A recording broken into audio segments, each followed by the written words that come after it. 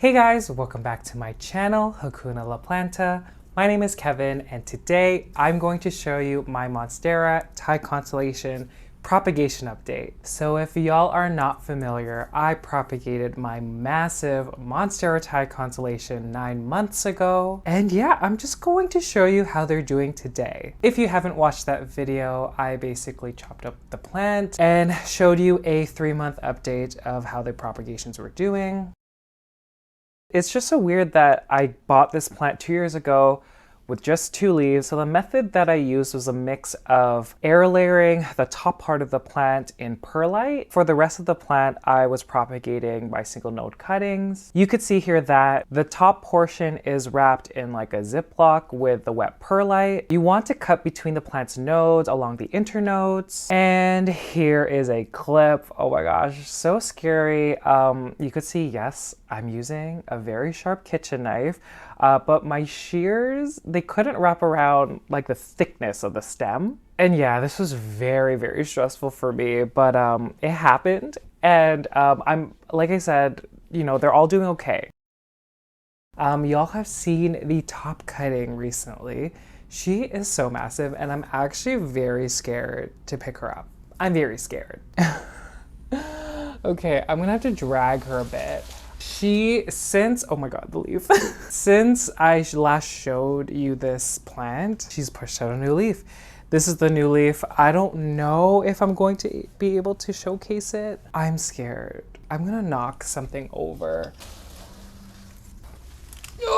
Oh. Okay guys, this is the newest leaf. Can you see me? I'm looking through the hole. This is the newest leaf. She's not hardened off yet. This is just one leaf in, you know, the rest of this plant. And I don't know if she grew more roots, but she's like so heavy. Oh my god, guys. Wow, I'm like sweating. I'm trying to get into that same corner, but I didn't prepare. Okay, I'm swaying. There are 7 gigantic leaves, guys. 7. And yeah, so this is the top cutting. Here is a video of the roots. So very healthy root system.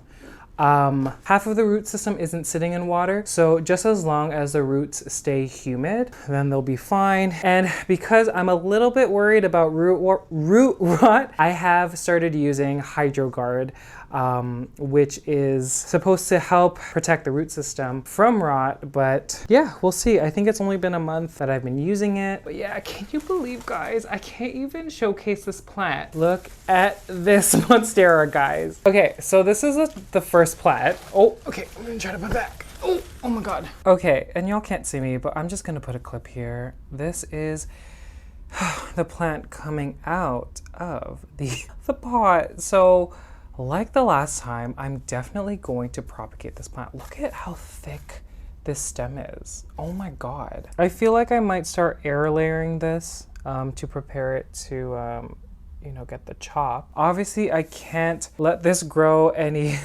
anymore just because it's gonna start tipping over. It's gonna get really heavy and it might snap. So yeah, we'll see, guys. Okay, the second one is in pawn and she's done like the second best out of all of them. So I'll put a picture here first of what she looked like when I cut her. She was 1 node with a gigantic leaf. This is that same leaf. She's still here and she pushed a growth point from that node. So this is the chonk with the mother leaf, and then this was the node that grew a new plant. Looking at the leaves, this is the first leaf. Then surprisingly, the second leaf pushed out a bunch of like secondary fenestrations here. And then the third one is just like a beautiful leaf. Oh my god, LECA drop, but there's a towel on the ground. Oh, Thai constellations are so pretty, guys. Y'all get one. They're so pretty. Oh, also, look at this aerial root. It is just trying to attack someone. Okay, let's talk about her. Because usually when you propagate a plant and it's just a single node cutting, the leaves don't usually come out, you know, to this level of maturity. Obviously not a mature specimen, but like with the fenestrations and everything, usually they come out more juvenile. I think for this specimen specifically, I had this leaf up against the south facing window and she just stayed there. I just made sure The reservoir was filled at about the halfway mark. You could see she's a little dry right now. And I know when you initially propagate a plant, you're trying to root it and you're trying to get it to establish itself. You don't necessarily need to fertilize it. You can technically use water in the beginning just because at that moment the plant doesn't need any nutrients. Once it's grown a little bit of a root system, then you should at least do a little bit of nutrients. But with this one, I didn't care.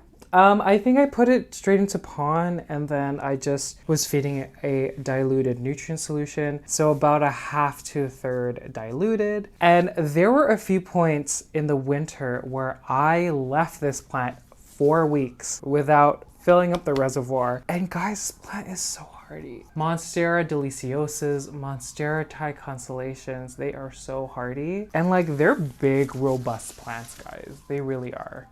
Do y'all hear the siren? Siren, siren. And yeah, guys, I'm going to chop it again. I'm probably gonna try to air layer this part or just chop it just because there's an aerial root and probably put it into pond or LECA, one of those. Okay, so here is the second one. And she actually lives in my living room. So not a lot of light because she is facing south, but there's a balcony in front of it, so she doesn't get a lot of light at all. Okay, the third one here. So same as the last one. So this was the mother leaf. I think in the previous clip, this plant was still in water, and she had a little bit of root system. So since that happened, I put it into pond, and yeah, she has 3 new leaves. This is kind of what I'm talking about. So the new leaves are usually very small. They don't have the fenestrations. And so yeah, that's her. They always look awkward in the beginning. The second one, you know what? She looks not so great now, but she was a half moon. Like, look at this. The cream parts usually die off if it's a big chunk. The plant can't use that to make nutrients for it. So the needs for energy increase. And a lot of the time it can't keep up. So that's why this part dies off. And then guys, I'm very excited about this leaf because it's so pretty. She's brand new. You can see how shiny and light she is. Oh my gosh, she's so pretty. But look at the fenestrations, guys. God, I have to turn my light down. It's too bright. Guys, look at her. So yeah, in LECA pond.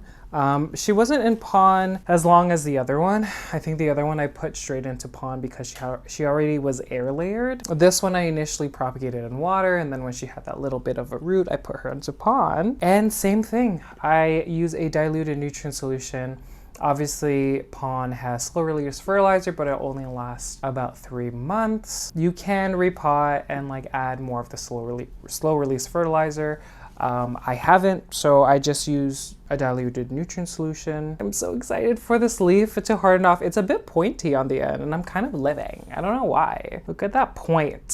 So yeah, that's Thai constellation number 3. I forgot to say that it lives on a bark cart and only the mother leaf is slightly under grow light. And she's actually very far from my south facing window. So that one doesn't get a lot of light either. The rest of my Thai constellations are either up here on this shelf or down here. And they're all in an aeroid mix. I will talk about how I'm not necessarily happy with the aeroid mix that I use, but I kind of did the job and the plants are doing okay. So there are 4 under here. The mother leaves have come and gone, so I'm not sure what cutting this is, but this was the first leaf that came out.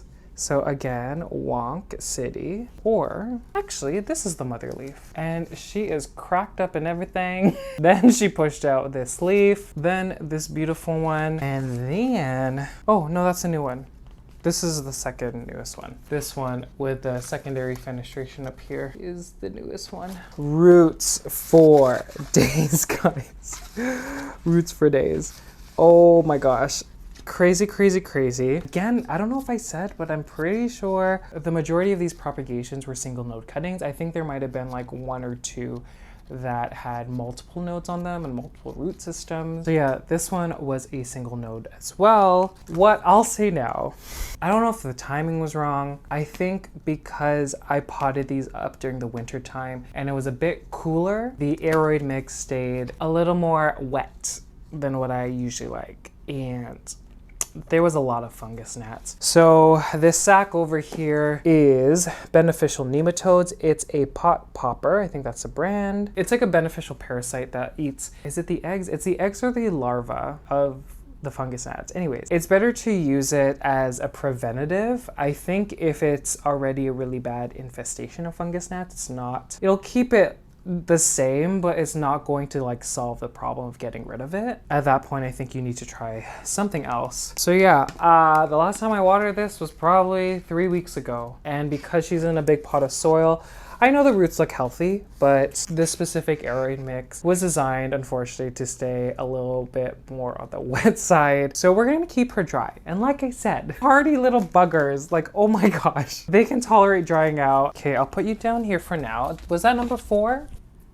Was that number 4? Yeah, that was number 4. Okay, number 5. Okay, I think this is the one with multiple nodes. She looks a bit unwell, guys. This one I have right up against the grow light. Such a shame because these leaves would have been so stunning. Look at that block variegation here. And yeah, this is the newest leaf. All this crisping. The one before that was like kind of a half moon situation, but the same kind of thing. Ooh. And yeah, because this had a few nodes, there were 2 plants that came out. So this is the second plant.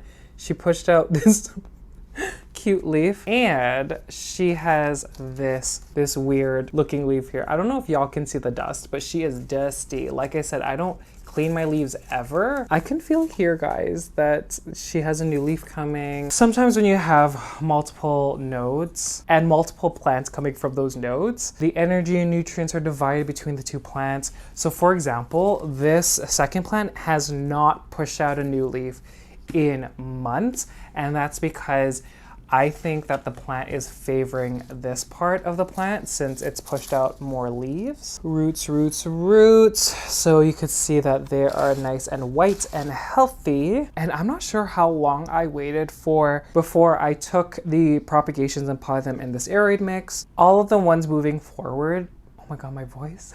All the ones moving forward, I first propagated in water, and then when they had like maybe a root system or a root that was this long, I transferred them into soil, an aerate mix. So that's the 5th one. Oh my God, number 6. This one is so gorge. She's pushed out 2 leaves, 1 and 2. She's honestly been like this for a while, and I think it's because I was not watering them, like I said previously.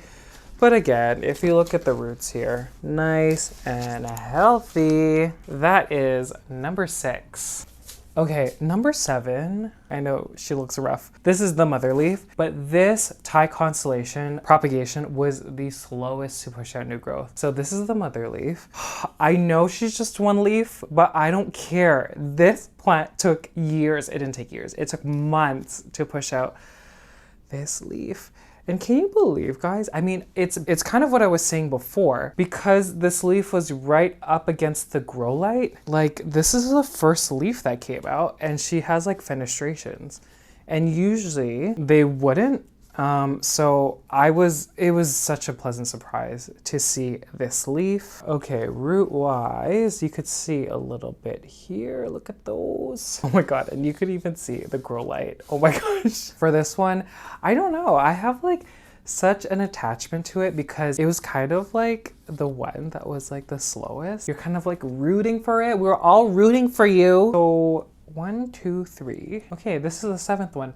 The math isn't, I thought only 7 survived. Anyways, this is number 8. So this was the mother leaf, again, a single node cutting. And this one's the one that's like super like freckly. And I know like Thai constellations are supposed to be like that, but like this is super freckly. So this is the first leaf, and then she pushed out this leaf. You know, in retrospect, I maybe should have put her in a bigger pot, and like I'm gonna have to like cut the pot to repot her. Same as the others, because she's in an aeroid mix, she did dry out quite a bit. Is this the final one, number 9? Mother leaf that existed already. First leaf here, second leaf here, and as you can see, not a lot of fenestrations. And then this leaf, guys, look at her. Oh my gosh. Oh, so pretty. Let's look at the roots. Look at those guys. And yeah, you could see mother leaf, and then this is the new plant coming out of the node over here. Okay, and the last one I almost forgot. I gave to one of my best friends. His name is Alan. I love him to death. And we were hanging out. Maybe had a little bit, just a touch too much to drink. And yeah, I'll just put the clip here, guys. Guys, I'm so excited because I gave my friend, one of my close friends, guys, this is very important information, but I gave him this Thai Constellation, and she just pushed out this, it's blurry, but this leaf, and then she pushed out this leaf, guys. So yeah, that was Luna. But yeah, that's another situation where the fenestrations were there even though the plant was very young. And I think when I had it, I was blasting it with a grow light. Like she was right under to the point where the leaf was like really bleached. But yeah, I'm so happy that she's alive and she's doing well. And did I mention that the name of that plant is Luna? I mean, how cute is that? And yeah, I guess those are all the Thai constellations. So I'm just gonna recap like things I would do again if I was propagating this plant and things I would do differently. I believe that air layering is the way to go. The huge one that I have was air layered in perlite because she already grew a substantial root system, and I threw her into LECA. You know, the transition didn't really phase her. And that also goes with the second one I showed you, the one in Pond, also was air layered. The other ones had aerial roots, but because they weren't really acclimated to like the water when I was propagating initially, a lot of the root system did rot. So, I mean, if we're looking at the ones in LECA and Pond, so like passive hydroponic systems, they've done so well and they grew the best. Okay, let's move on to, you know, what I would do differently. Obviously, this was a learning process for me, and there are a lot of things that I would do differently. So definitely try propagating in other mediums initially. I think I would try sphagnum moss. Now that I know like that, you know, propagations do well in sphagnum moss, I think I would try that. I'm starting to really enjoy propagating in pond, not even with just Monsteras, with Hoyas, with philodendrons. So I think I wouldn't propagate the cuttings in water for too long because I don't know if y'all remember, but these cuttings were in water for like 3 months. The second thing I would change, I would give the propagations a lot more light. These water propagations were in a bucket on the ground and they weren't under a grow light. Because I knew Monstera Thai Constellations, they don't really need that much light. I kind of didn't give it enough light, which is like really annoying to think that like I thought that, because any propagation, you need to give a lot of light. And that leads me to my third thing I would change. I don't think I would propagate over the winter. Again, less light. They're big cuttings, they're big leaves. So when it comes to my environment, it was hard to find a space to put it where it got enough light. And I think that ultimately delayed the rooting process. The fourth thing I would change is my aeroid mix. I think it stayed way too wet, and again, it was winter time, so it was a lot cooler, so the substrate just stayed wet. And I think because she stayed wet, and like, you know, the whole fungus net situation, I just like needed to dry out the medium, which ultimately I think delayed the growing of the new plants. Yeah, do you know what? I guess that's it. I'm actually pretty impressed. I'm probably going to transfer the ones that are living in soil into a new aeroid mix that is more airy. I'm putting a lot of perlite in it. I know people don't like perlite, but it just needs more aeration. Are Monstera Thai Constellation still on y'all's wish list? Because I know they're still pricey, but wow, like when they get big, they're just so impressive. Also, someone, oh my God, I don't know where it was. It was on either Instagram or like one of the comments. They said that the Monstera Thai Constellation, or my Monstera Thai Constellation, is like my trademark. And I was like, Y'all think so? I honestly thought the Alocasia Golden Bone was my trademark plant. And obviously the LECA drops, y'all know that. But anyhow, thank you guys so much for watching. If you've made it to the very end, thank you guys so much. I greatly appreciate it. And I'll see you guys later. Bye.